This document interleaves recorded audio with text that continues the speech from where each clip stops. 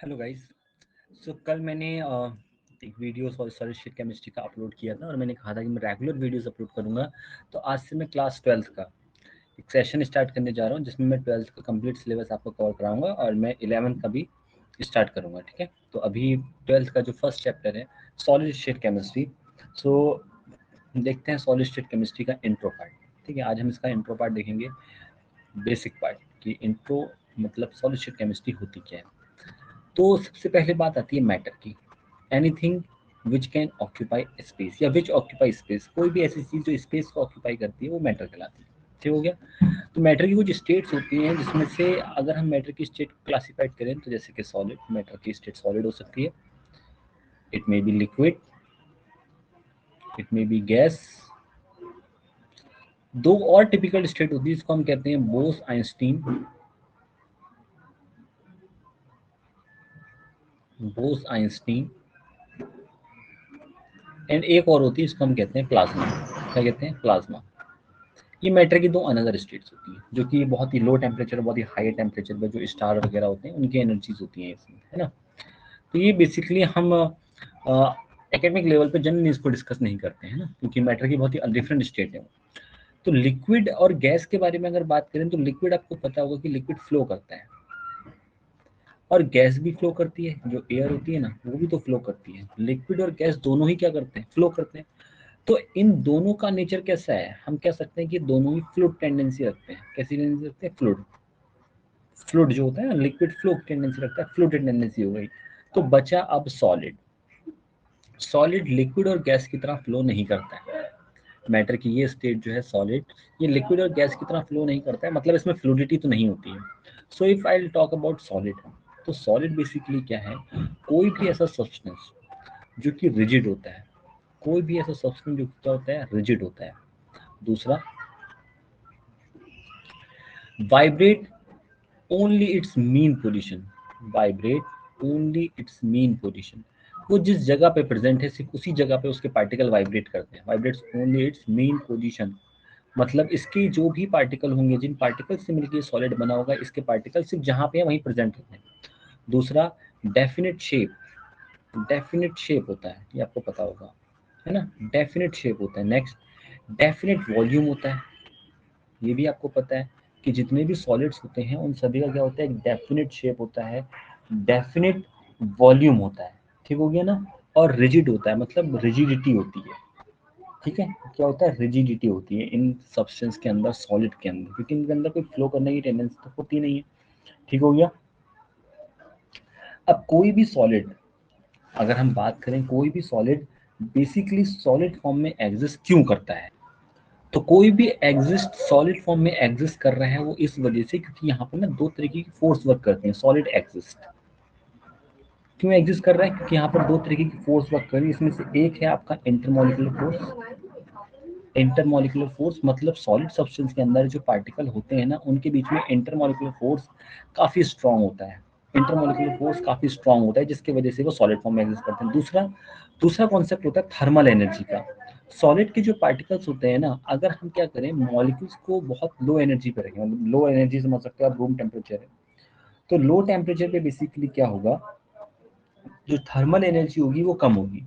Low temperature पर, low temperature अगर है तो लो टेम्परेचर पर, मतलब जो नॉर्मल रूम टेम्परेचर होता है उस पर थर्मल एनर्जी कम होती है। जैसे कि आयरन वगैरह होता है ना, जब उसको आप बहुत ज़्यादा मेल्ट, बहुत ज़्यादा हाई टेम्परेचर दोगे तब जाके कहीं वो मेल्ट होता है ना। तो लो टेम्परेचर पर थर्मल एनर्जी कम होती है जिसकी वजह से पार्टिकल जो होते हैं वो एक फिक्स पोजीशन को ऑक्यूपाई करते हैं। Particle occupy fix position. Particle occupy fix position.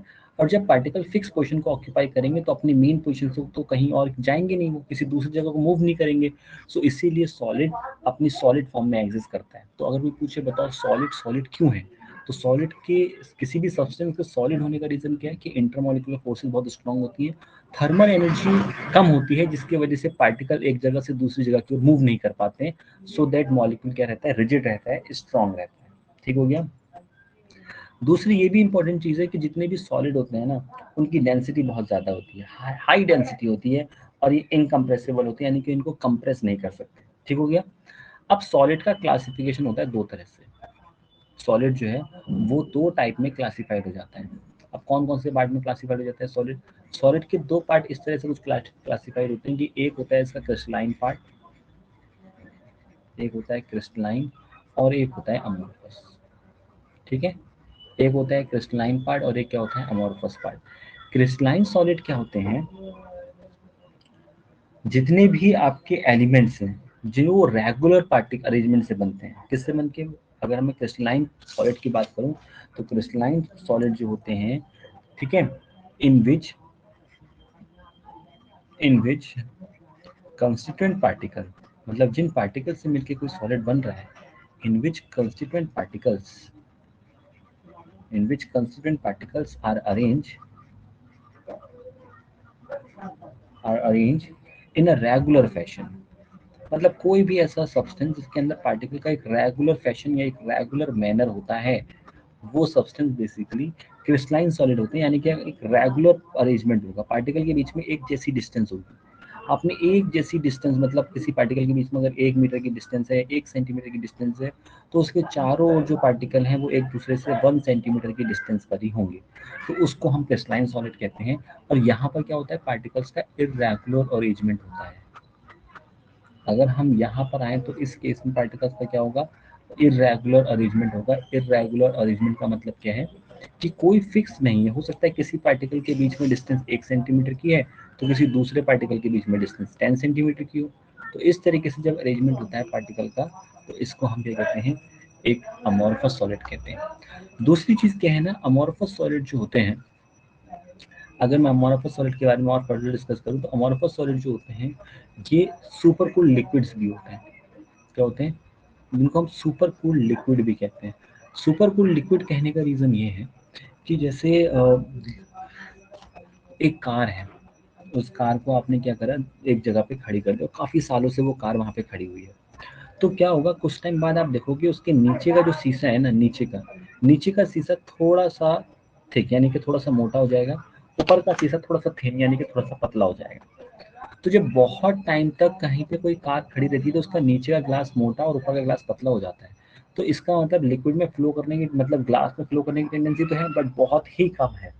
तो जो सुपर कूल लिक्विड होता है ना, वो ग्लास उसका एग्जाम्पल है। ग्लास एक सुपर कूल लिक्विड होता है जिसमें फ्लो करने की टेंडेंसी होती है बट बहुत ही कम फ्लो करता है। ठीक है, तो इसीलिए इसको किस कैटेगरी में डिफाइन किया गया है, अमोर्फस कैटेगरी में। तो सुपर कूल लिक्विड जो होते हैं वो बेसिकली कैसे होते हैं, अमोर्फस अमोर्फस सॉलिड होते हैं। जितने भी सुपर, मतलब सुपर कूल, मतलब आई मीन टू से ग्लास की बात हो रही है। ये जो ग्लास होता है वो कैसा होता है, एक सुपर कूल लिक्विड होता है। ठीक है, तो जस्ट मैंने इंट्रो पार्ट आज डिस्कस किया था, थोड़ा सा 7-8 मिनट का वीडियो है। सो आई होप तो समझ में आया होगा। कल से हम रेगुलर क्लास इसके ऊपर करेंगे। ठीक है, I will complete your syllabus, stay tune with us. And आपने सब्सक्राइब नहीं किया तो सब्सक्राइब कर लेना। Take care, good night.